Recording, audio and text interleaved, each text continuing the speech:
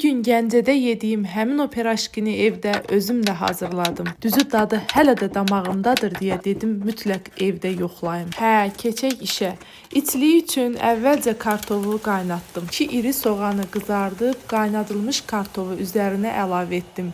Yaxşıca əzdim. Zövqə görə duz, qara istoz, sarı kök vurub biraz da ocaqda pürə halına gətirdim. Sonra şüyü da doğrayıb qaçışdırdım. Əziz izləyicilərim, onu da qeyd edim ki, piraşkinin istədiyiniz kimi alınması üçün şüyüd mütləqdir, şərtdir ki, əlavə edəsiniz. Və keçək xəmiri hazırlamağa. 1 stəkan ilıq su, 1 stəkan ilıq süd, 1 xörək qaşığı mayonez, 1 çay qaşığı duz, 1 çay qaşığı şəkər, 1 xörək qaşığı duruş, 1 ədəd yumurta, 6-7 stəkan ələnmiş un əlavə edib xəmiri yaxşıca hazırladım.